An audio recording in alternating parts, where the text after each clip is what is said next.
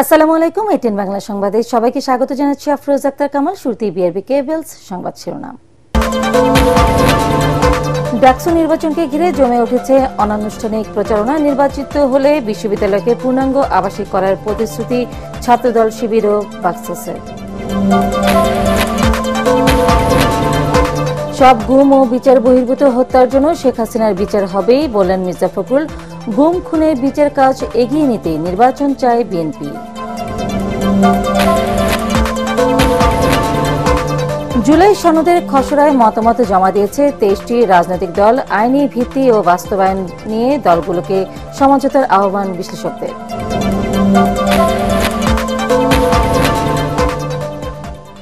এবং বাংলাদেশের সঙ্গে বাণিজ্য ও বিনিয়োগ সহযোগিতা বাড়াতে চায় পাকিস্তান। চট্টগ্রামে ব্যবসায়ীদের সঙ্গে দেশটির বাণিজ্য মন্ত্রীর মতবিনিময়। শুনছিলেন বিআরবি কেবলস সংবাদ শিরোনাম। এবার বিস্তারিত। ডাকসু নির্বাচনকে ঘিরে জমে উঠেছে অনানুষ্ঠানিক প্রচারণা। নির্বাচিত হলে 1 বছরের মধ্যে ঢাকা বিশ্ববিদ্যালয়কে পূর্ণাঙ্গ আবাসিক শিক্ষা প্রতিষ্ঠানে পরিণত করার প্রতিশ্রুতি দিয়েছে ছাত্রদল, শিবির ও বাকসাস সমর্থিত প্যানেল। রেজিস্ট্রার অফিসের লাল ফিতা দৌরাত্ম্য দূরীকরণে ইশতেহারে মডেল দেবে শিবির।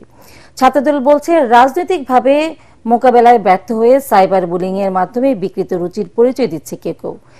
এদিকে বাকসাসের ভিপি প্রার্থী আব্দুল কাদেরের দাবি, ক্যাম্পাসে লেজুর ভিত্তিক রাজনীতি করছে ছাত্রদল। মিজান শাহজাহানের রিপোর্ট। ডাকসু নির্বাচনে আনুষ্ঠানিক প্রচারণা শুরু হবে আগামী মঙ্গলবার থেকে। শুক্রবার ঢাকা বিশ্ববিদ্যালয়ের শহীদুল্লাহ হলে জুম্মার নামাজ শেষে শিক্ষার্থীদের সঙ্গে কুশল বিনিময় করেন ছাত্রদলের ভিপি প্রার্থী আবিদুল ইসলাম খান। এ সময় তিনি বলেন, কোন সংগঠন ক্যাম্পাসে অরাজনৈতিক আচরণ করত, কেউ কারো পিছনে না লেগে ওপেনলি রাজনীতি করে আপনার প্রতিপক্ষকে রাজনৈতিকভাবে মোকাবেলা করে। এই যে বিহাইন্ড দ্য সিনে গিয়ে নানান ধরনের ফটোকার্ড আপনারা বানাচ্ছেন, যেগুলো টোটালটাই বিকৃত মস্তিষ্কের চিন্তা ভাবনা। এগুলো থেকে বেরিয়ে আসেন। কোন নম্র, কোন সভ্য, কোন সুস্থ মস্তিষ্কের মানুষ এই ধরনের অপপ্রচারে লিপ্ত হতে পারে না। এদিকে মধুর ক্যান্টিনে ডাকসু নির্বাচনের প্রস্তুতি নিয়ে কথা বলেন ছাত্র শিবিরের বিপি প্রার্থী আবু সাদিক কায়েম ও জিএস প্রার্থী এসএম ফরহাদ। তারা বলেন, বিশ্ববিদ্যালয় প্রশাসন শিক্ষার্থীদের চেয়ে কর্মকর্তা কর্মচারীদের স্বার্থ রক্ষায় বেশি তৎপর।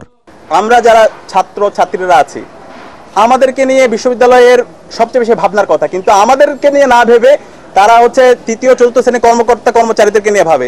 তাদের জন্য বহুতল বিল্ডিং করে, কিন্তু আমার ফার্স্ট ইয়ারের যে ছেলেটা রংপুর থেকে আসছে, যে ছেলেটা কক্সবাজার থেকে আসে, এই ছেলেটারা এখন পর্যন্ত আজিমপুরে থাকতে হয়েছে সিটের অভাবে। পরে একই স্থানে কথা বলেন বাংলাদেশ গণতান্ত্রিক ছাত্র সংসদ বাকসাসের ভিপি প্রার্থী আব্দুল কাদের ও জিএস প্রার্থী আবু বাকের মজুমদার। বিশ্ববিদ্যালয় প্রশাসনের নিরপেক্ষতা নিয়ে প্রশ্ন তুলে তারা বলেন, নারী ভোটারদের কেন্দ্রে নেয়ার ব্যাপারে নেতিবাচক ভূমিকা লক্ষ্য করা যাচ্ছে। এ সময় ছাত্রদলের কড়া সমালোচনা করেন আব্দুল কাদের। যখন একজন বিপি প্রার্থী বলেন আমাদের প্যানেল ঠিক করবেন তারেক রহমান, তাহলে সেই বিপি প্রার্থী নির্বাচিত হওয়ার পরে শিক্ষার্থীদের দাবি দেওয়া কিংবা অধিকারের বিষয়টা অবশ্যই তারেক রহমান কনসার্ন নিয়ে তিনি পালন করবেন, সেটা আমরা মনে করি। আমরা যখন দেখি আচরণবিধি লঙ্ঘন করতেছেন, একই সাথে নিজে বৃদ্ধাঙ্গুলি দেখে সেটা প্রচার করতেছেন, বিশ্ববিদ্যালয় পরিষদ নির্বাচন করছেন নির্লিপ্ত ভূমিকা পালন করতেছেন, সেই জায়গায় আমাদের শঙ্কার জায়গা তৈরি হয়। এদিকে মধুর ক্যান্টিনে সংবাদ সম্মেলনে স্বতন্ত্র শিক্ষার্থী ঐক্যের ভিপি প্রার্থী বৈষম্যবিরোধী ছাত্র আন্দোলনের সাবেক মুখপাত্র উমামা ফাতেমা বলেন, নারী শিক্ষার্থীদের ভোটাধিকার নিশ্চিতে কেন্দ্র পুনর্বিন্যাস করতে হবে। নিউ মার্কেট এবং নীলক্ষেত মোড়ে সবসময় জ্যাম লেগে থাকে। সেক্ষেত্রে আমরা স্পেসিফিক্যালি বলতে চাই, বঙ্গমাতা হল এবং বাংলাদেশ কুয়েত মৈত্রী হল, এই দুটি হলের ভোট কেন্দ্র ঢাকা বিশ্ববিদ্যালয়ের ক্লাব থেকে স্থানান্তরিত করে সমাজ কল্যাণ ইনস্টিটিউটে নেওয়া হোক। ফার্স্ট ইয়ার সেকেন্ড ইয়ারে আবাসিক হলে সিট না পাওয়া, রাজনৈতিক বিবেচনায় সিট বরাদ্দ, guest room culture, torture sell সহ নানা কারণে বারবার সংবাদ মাধ্যমে খবরের শিরোনাম হতে হয়েছে ঢাকা বিশ্ববিদ্যালয়কে। দেশের সর্বোচ্চ বিদ্যাপীঠ ঢাকা বিশ্ববিদ্যালয়ের বয়স 104 বছর। এই বিশ্ববিদ্যালয়ে 19টি হল রয়েছে, এর মধ্যে 14টি ছেলেদের আর 5টি নারীদের। অথচ ডাকসুর ভোটার তালিকা বিশ্লেষণ করলে দেখা যায় নারী ভোটার 47.52%। সব প্রার্থী বলছেন তারা নির্বাচিত হলে এটিকে পূর্ণাঙ্গ আবাসিক বিশ্ববিদ্যালয়ে পরিণত করবেন। সেটি কতটুকু করতে পারেন তা এখন দেখার বিষয়। মিজান শাহজাহান, এটিএন বাংলা, ঢাকা বিশ্ববিদ্যালয়। দেশের সব গুম ও বিচার বহির্ভূত হত্যাকাণ্ডের জন্য শেখ হাসিনা দায়ী অভিযোগ করে বিএনপি মহাসচিব মির্জা ফখরুল ইসলাম আলমগীর বলেছেন, দেশের মাটিতেই তার বিচার হবেই। আগামী ৩০ আগস্ট আন্তর্জাতিক গুম দিবস উপলক্ষে সংসদ ভবনের সামনে মায়ের ডাক আয়োজিত মানববন্ধনে তিনি বলেন, গুম কমিশনকে সক্রিয় করতে ব্যর্থ হয়েছে অন্তর্বর্তী সরকার। গুম খুনের বিচার কাজ এগিয়ে নিতে নির্বাচন চায় বিএনপি। কামরুজ্জামান রাজীবের রিপোর্ট। ৩০ আগস্ট আন্তর্জাতিক গুম দিবস উপলক্ষে সংসদ ভবনের সামনে গুম খুনের শিকার পরিবারের সদস্যদের নিয়ে এ মানববন্ধন। পতিত স্বৈরাচার শেখ হাসিনার অমানবিক নিষ্ঠুরতার শিকার পরিবারের সদস্যরা আজও খুঁজে ফেরেন তাদের ভাই, স্বামী আর বাবাকে। তারা চান হারিয়ে যাওয়া স্বজনদের খোঁজ আর অপরাধীদের দৃষ্টান্তমূলক শাস্তি। প্রত্যেকটা অন্যায়ের, প্রত্যেকটা মানবতা বিরোধী অপরাধের বিচার আমরা সামনে আনবো এবং প্রত্যেকটা সত্যকে সামনে আনবো। এতে যোগ দিয়ে বিএনপি মহাসচিব মির্জা ফখরুল ইসলাম আলমগীর বলেন, স্বৈরাচারের বিদায় হয়েছে, কিন্তু গুম, বিচার বহির্ভূত হত্যাকাণ্ডের বিচার আজও করা সম্ভব হয়নি। এটা জাতির জন্য লজ্জার। মা বলছে যে আমার মেয়েটা এখনো ওই দরজার দিকে তাকিয়ে থাকে, যদি তার বাবা ফিরে আসে না। অন্তর্বর্তী সরকারকে এর জন্য জবাবদিহি করতে হবে। অন্তর্বর্তী যে সরকার, তারা সম্পূর্ণ ব্যর্থ হয়েছে এই গুম কমিশনকে পাবলিকলি নিয়ে আসার। এটার জন্য তাদেরকে অবশ্যই জবাবদিহি করতেই হবে। কারণ আমাদের একটা দাবি ছিল, এগুলো বিচার করতে হবে। ফ্যাসিবাদ বিরোধী আন্দোলনে বিএনপির প্রায় ১৭০০ নেতাকর্মী গুম হয়েছে। এখন পর্যন্ত তার কোনো সদুত্তর মেলেনি উল্লেখ করে মির্জা ফখরুল বলেন, বিচার নিশ্চিত করতেই বিএনপি নির্বাচন চায়। প্রমাণিত হয়েছে হাসিনা এই হত্যাকাণ্ডগুলোর জন্য দায়ী, হাসিনা এই গুমের জন্য দায়ী। সুতরাং হাসিনার বিচার অবশ্যই হতে হবে, এই দেশের মাটিতে হতে হবে এবং তার সর্বোচ্চ শাস্তি হতে হবে। আপনারা কেউ নিরাশ হবেন না, জনগণের আন্দোলন কখনো ব্যর্থ হয় না। বিএনপি নির্বাচন অবশ্যই চায়, এই নির্বাচন চায় এই বিচারকে নিশ্চিত করার জন্য, বিচারগুলোকে ত্বরান্বিত করার জন্য। গুমের শিকার ব্যক্তিদের স্মরণে ব্যতিক্রমী চিত্র প্রদর্শনীর উদ্বোধন করেন বিএনপি মহাসচিব। কামরুজ্জামান রাজীব, এটিএন বাংলা, ঢাকা। বাংলাদেশে প্রচলিত পদ্ধতিতে নির্বাচন হতে দেওয়া হবে না বলে হুঁশিয়ারি দিয়েছেন ইসলামী আন্দোলন বাংলাদেশের আমির সৈয়দ মোহাম্মদ রেজাউল করিম। ইসলামী ছাত্র আন্দোলনের প্রতিষ্ঠা বার্ষিকী উপলক্ষে শাহবাগের ছাত্র সমাবেশে প্রধান অতিথির বক্তব্যে তিনি একথা বলেন। এ সময় দলটির নায়েবে আমির সৈয়দ ফয়জুল করিম বলেন, দেশ দ্বিতীয়বার যেন ফ্যাসিস্টদের কবলে না পড়ে, এজন্য আগামী নির্বাচন PR পদ্ধতিতে করতে হবে। খায়রুল ইসলামের রিপোর্ট।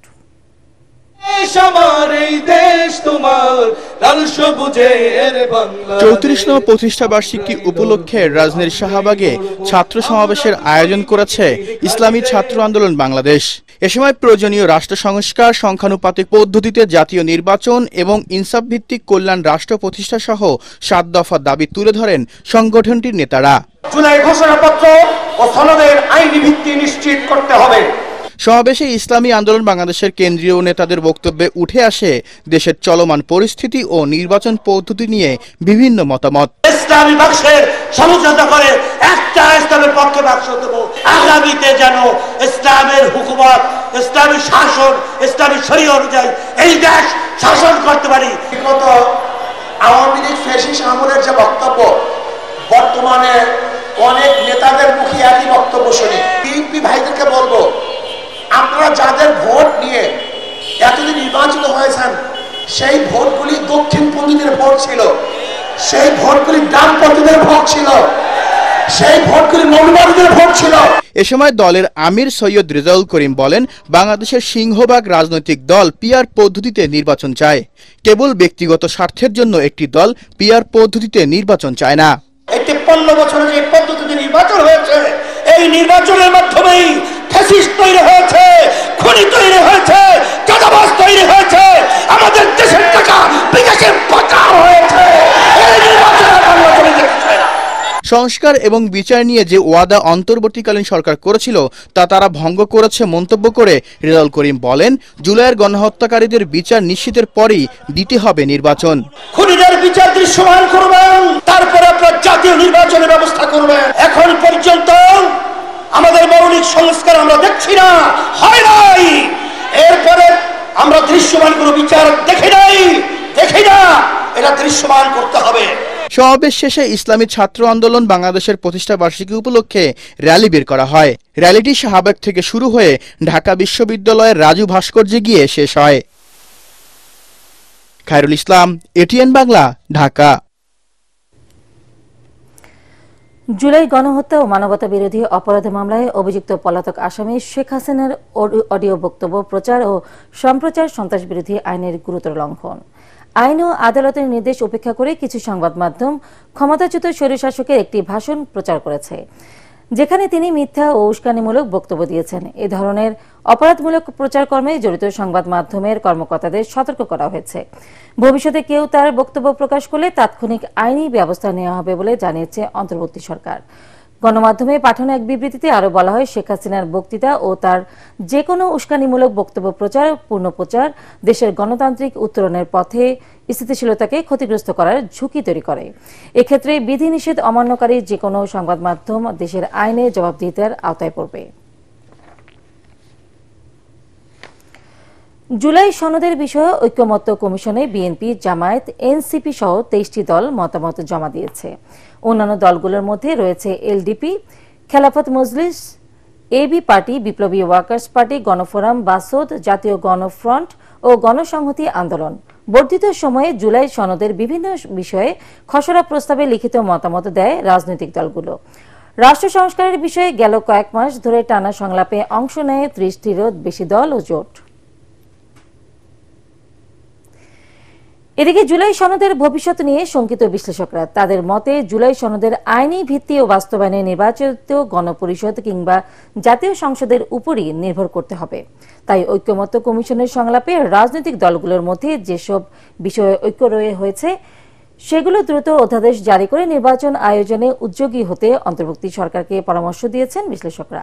আরো জানাচ্ছেন ইমদাদুল্লাহ বাবু। রাষ্ট্র কাঠামো সংস্কারে ঐকমত্য কমিশনের সাথে রাজনৈতিক দলগুলোর সংলাপের পর জুলাই সনদের চূড়ান্ত খসড়া সই করে এখনও বেশ কয়েকটি দল জমা দেয়নি। তাদের আবেদনের প্রেক্ষিতে 22 আগস্ট পর্যন্ত জমা দেওয়ার সময় বাড়িয়েছে ঐকমত্য কমিশন।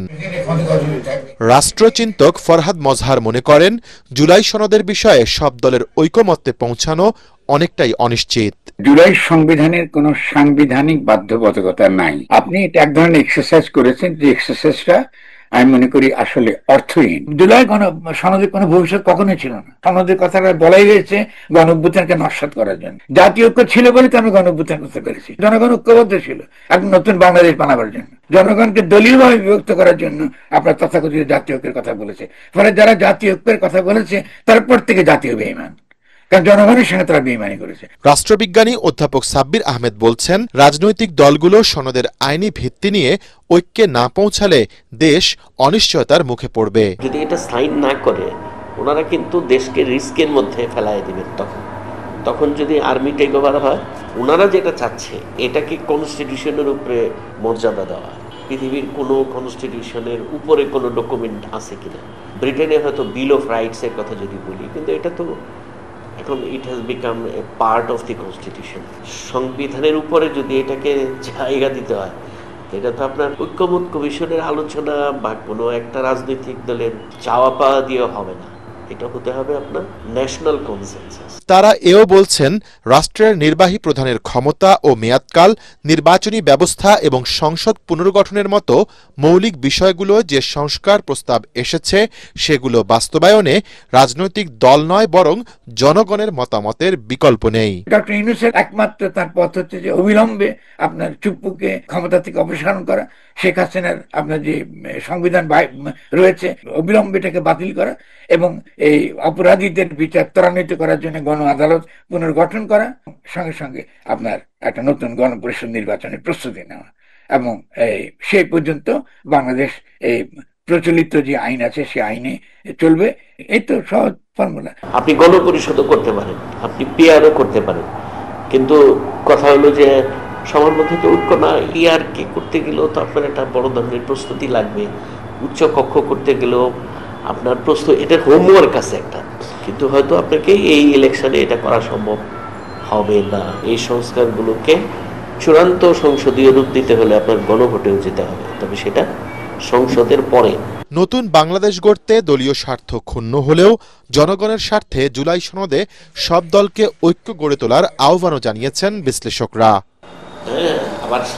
ইমদাদুল্লাহ বাবু, ATN বাংলা, ঢাকা।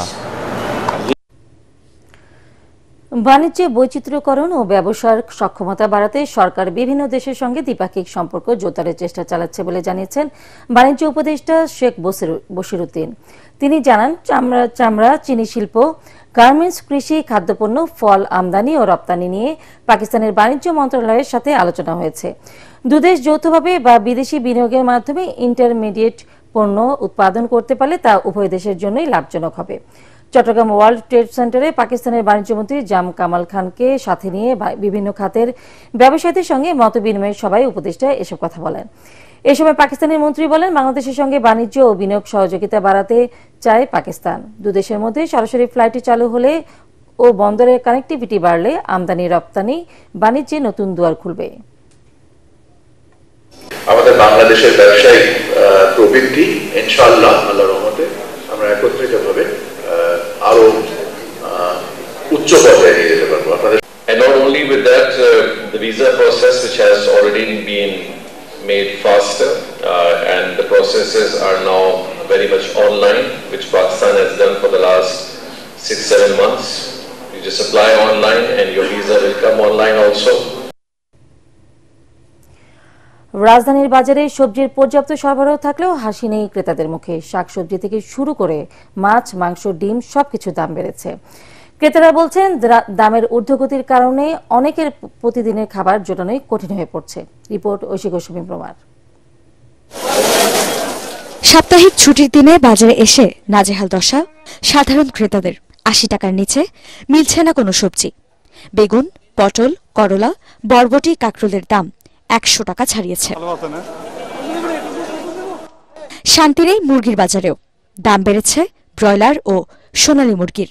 আর সাধারণ মানুষের আমিষ, ডিমের দাম সপ্তাহের ব্যবধানে ২০ টাকা বেড়ে বিক্রি হচ্ছে ১৫০ টাকায়। বাজারে এসে ক্ষুব্ধ, হতাশ ক্রেতারা। জানালেন নিজেদের অসহায়ত্বের কথা। কয় খবরের ভিতরে নাই, এটা আমরা আমাদের মতো গরিব মানুষে এত দামে খাইতে পারে। ফুলকপির কেজি ১৬০ টাকা, তারপর বেগুন এই যে নিলাম ১৩০ টাকা, তাও তো পছন্দ মতো হয় না। ব্যবসায়ীরা বলছেন, বৃষ্টির কারণেই সব পণ্যের দাম বেড়েছে। বৃষ্টির কারণে যে ক্যারিং খরচ বেড়ে গেছে, মানে খামারগুলো তো থাকে জমিতে, ওখান থেকে আনতে হয়তো লেবার খরচ বাড়ছে, এই কারণে। ব্রয়লার ১৮০-৭০ টাকা বিক্রি করতেছে, পাকিস্তানিটা ৩০০, ২৯০ এরকম ভাবে বিক্রি হচ্ছে। যেমন এই মাছটা মনে করেন দাম একটু বেশি, মাল আমদানি কম, দাম একটু বেশি। এবছর চালের উৎপাদন বেশি থাকলেও সিন্ডিকেটের কারণে দাম বেশি বলে জানালেন বিক্রেতারা। তারা বলেন, আমদানি না বাড়ালে চালের বাজারের সিন্ডিকেট ভাঙা যাবে না। সরকার যদি তারা সিন্ডিকেট ভাঙা চাল আমদানি করে, তাহলে মার্কেট স্থিতিশীল থাকবে, মুনাফা করার সুযোগ পাবে না।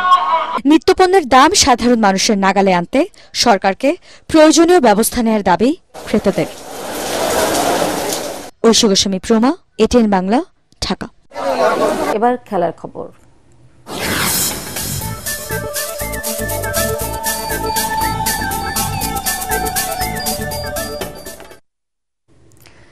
দেশের দ্রুততম মানব হলেন ইমরানুর রহমান আর দ্রুততম মানবী সুমাইয়া দেওয়ান। ৩২ বছর বয়সী তারকা ১০০ মিটার স্প্রিন্টে সোনা জিতেছেন সহজেই। দৌড় শেষ করতে তিনি সময় নেন 10.64 সেকেন্ড। জাতীয় স্টেডিয়ামে ১৭তম জাতীয় সামার অ্যাথলেটিক্সের প্রথম দিনে সবচেয়ে বড় আকর্ষণ ছিলেন বাংলাদেশ নৌবাহিনীর ইমরানুরই। তিনি তার প্রতি প্রত্যাশা মিটিয়েছেন। অন্যদিকে মেয়েদের ১০০ মিটার শেষ হওয়ার পর প্রথমে শিরিনকে দ্রুততম মানবী ঘোষণা করা হলেও পরে বলা হয় ফটো ফিনিশে প্রথম হয়েছেন সুমাইয়া। এ নিয়ে দ্বিতীয়বার জাতীয় চ্যাম্পিয়ন হলেন সুমাইয়া। তিনি সময় নেন 12.19 সেকেন্ড।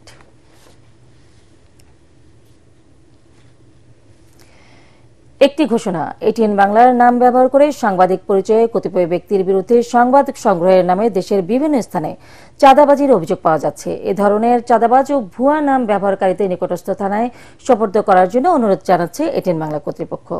এছাড়াও প্রতিষ্ঠানটিতে সাংবাদিক ও জনবল নিয়োগের ভুয়া বিজ্ঞাপন দিয়ে একটি চক্র প্রতারণা করছে। বর্তমানে এটিএন বাংলায় কোনো ধরনের নিয়োগ প্রক্রিয়া চলছে না। নিয়োগ নিয়ে কারোর সাথে আর্থিক লেনদেন না করার অনুরোধ জানাচ্ছে এটিএন বাংলা কর্তৃপক্ষ। শেষ করার আগে বিআরবি কেবলস সংবাদ শিরোনাম আরো একবার। ডাকসু নির্বাচনকে ঘিরে জমে উঠেছে অনানুষ্ঠানিক প্রচারণা। নির্বাচিত হলে বিশ্ববিদ্যালয়কে পূর্ণাঙ্গ আবাসিক করার প্রতিশ্রুতি ছাত্রদল শিবির ও বাক্সাসের।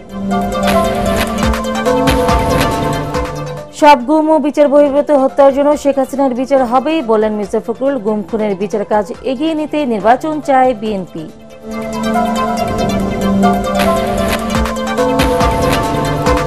জুলাই সনদের খসড়ায় মতামত জমা দিয়েছে 23টি রাজনৈতিক দল। আইনি ভিত্তি ও বাস্তবায়ন নিয়ে দলগুলোকে সমঝোতার আহ্বান বিশ্লেষকদের।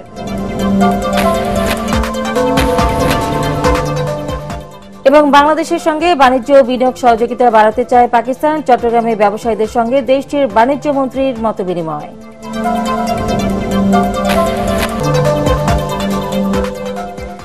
পরবর্তী সংবাদ দেখার আমন্ত্রণ জানিয়ে এখনকার মতো শেষ করছি এটিএন বাংলা সংবাদ। ইউটিউবে দেখতে ব্রাউজ করুন youtube/ATN Bangla News। ধন্যবাদ সবাইকে।